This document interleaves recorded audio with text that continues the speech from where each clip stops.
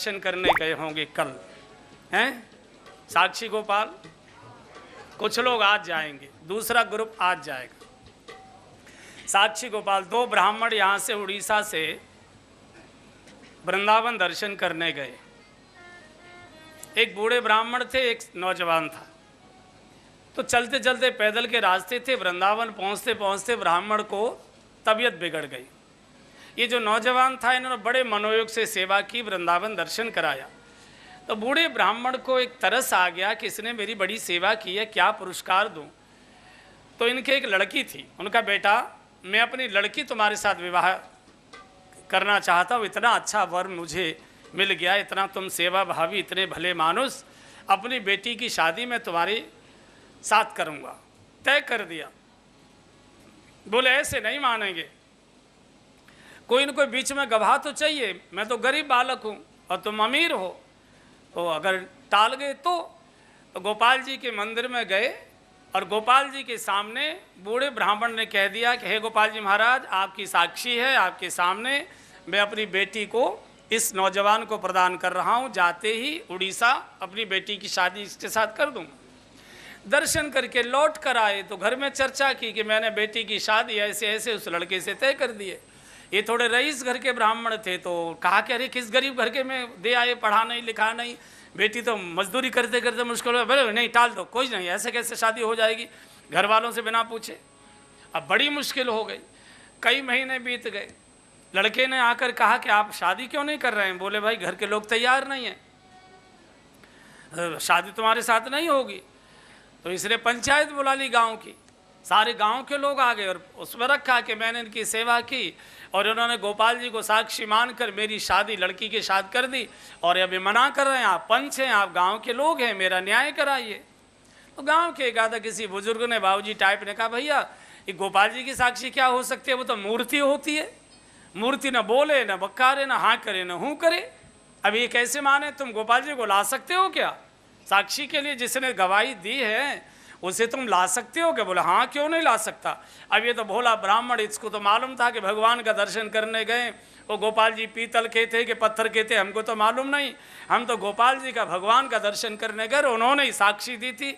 ये फिर यहाँ से दौड़ लगा कर पहुँचा वृंदावन और गोपाल जी से कहा गोपाल जी शादी का मामला देखो, आपने भी बहुत सारी शादियाँ की थी, मेरी तो एक भी मुश्किल पड़ रही है, आप कैसे ही चलो, आपने गवाही दी थी मेरी शादी की, आपको गवाही देने चलना पड़े।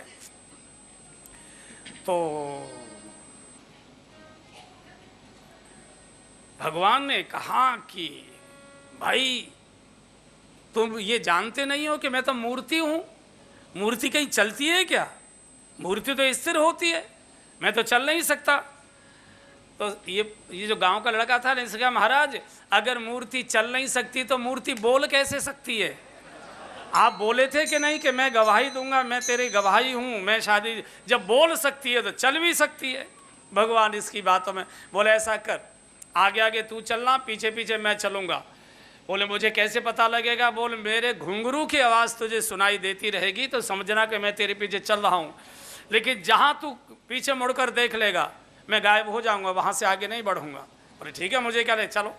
चलते रहे आगे आगे, बालक पीछे पीछे, भगवान घुंघरू की आवाज़ सुनते सुनते गांव के निकट आ गए। थोड़ा गांव के बाहर नौजवान ने सोचा देख तो लूँ भगवान हैं कैसे, एक बार देख तो लूँ, और पीछे मुड़कर देखा तो मूर्ति वहीं खड़ी हो गई, भगवान तो वहीं खड़े हो गए। बड़ी मुश्किल, चलें बहुत देरी का ही, बोल नहीं तुमने नियम तोड़ दिया।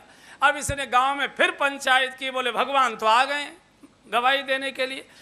कोलाहल हो गया, भगवान वृंदावन से बोले हाँ आइए मेरे साथ। बाहर एक छोटी सी गोपाल जी की मूर्ति खड़ी थी, बोले ये रे, बोले इनसे बुलवाइए।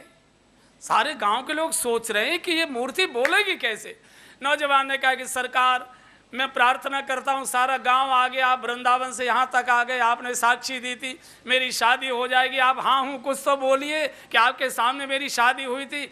भगवान ने आकाशवाणी से घोषणा कर दी कि मेरे सामने इस बुढ़े ने अपनी लड़की समर्पित की थी, मैं इसकी गवाही देने वृंदावन से आया हूँ, मेरे सामने शादी हुई थी। वो जो साक्षी देने आए थे वही साक्षी गोपाल यहाँ खड़े हुए। जब ये समाचार पुरी के नरेश को पहुँचा, महारानी दर्शन करने गईं, तो महारानी ने कहा महाराज बहुत सुंदर लग रहे हो, चलो ठाकुर जी के मंदिर में चलो। तो पहले साक्षी गोपाल को यहीं लाया गया, पुरी के मंदिर में, जगन्नाथ जी के बराबर इनको भी पधरा दिया गया। अब जगन्नाथ जी में तो चावल दाल का भात का भोग लगता है, तो इन्होंने रानी से कहा कि मैं चल तो सकता हूँ लेकिन दाल भात मेरे बस की बात नहीं है, ब्रजवासी ये चावल वावल नहीं खाते, दाल भात बस की नहीं, लड्डू कचौड़ी 56 भोग के हम तो शौकीन है, ये खिलाओ तो खिलाओ। बोले तुम्हारे लिए रोज़ मालपुआ का भोग लगेगा, चिंता मत करो। एक दिन रानी ने स्वप्न में दर्शन किया तो कहा महाराज क्या बात है, चेहरा उतराओ। बोले क्या करें, सारे मालपुआ ये खा जाता है, तुमने जो मेहमान बिठा रखा है, और हमारे तो गुजारे दाल और इसमें चल रहे हैं, क्या करें। बोले इनको अलग ले जाओ यहाँ से।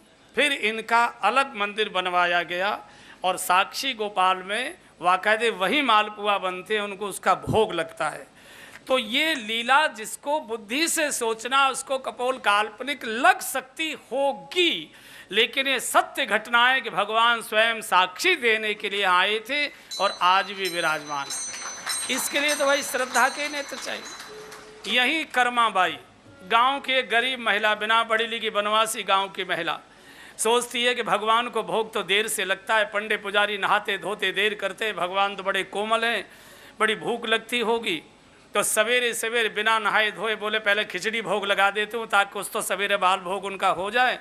तो सुबह खिचड़ी, अब इसके पास तो कोई साधन नहीं, तो जो दातुन भी करती जाती है और उसी दातुन की उल्टी लकड़ी से खिचड़ी भी चला देती है और भगवान आते।